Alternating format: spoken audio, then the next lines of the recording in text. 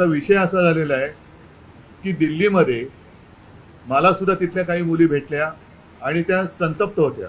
त्या सांगत होत्या की आमचे कपडे फाडले गेले, वाटेल तसं मारलं गेलं, काही ठिकाणी तर लाठ्या काठ्यांना खिळे लावून, गजलेले खिळे लावून मारलं गेलं, डोकी फोडली गेली. आणि काल एक व्यक्ती जी महिला म्हणजे मुलगी जी अत्यवस्थ होती, मला कल्पना नाही आता तिचं येता वाचलं ते आता आहे की नाही मला माहिती नाही आहे.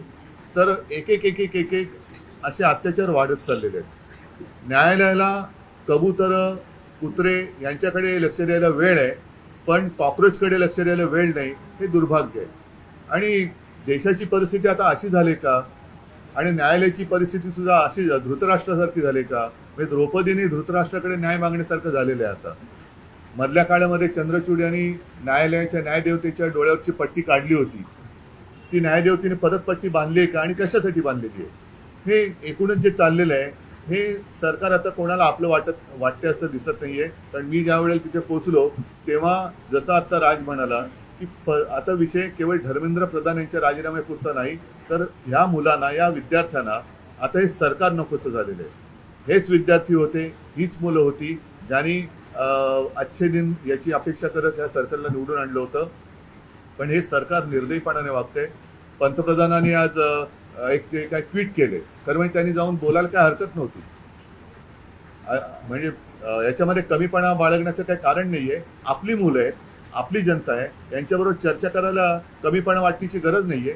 पहिल्या दिवशी जर का सरकारने यांच्याबरोबर चर्चेचे दरवाजे उघडले असते किंवा पहिल्या दिवशी जर का यांना बोलवलं असतं तर ही इथपर्यंत वेळ वाढली नसती, एवढी हे आंदोलन ताणलं गेलं नसतं.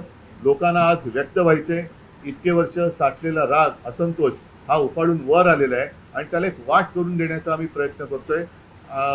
ही वाट करून देत असताना सर्वांना सांगतोय की कोणीही, कारण बरेच जण या असंतोषाच्या ठिणगीला वेगळं वळण लावण्याचा प्रयत्न करतायत. मग पोलिसांवरती हल्ले करण्याचा प्रयत्न करतायत.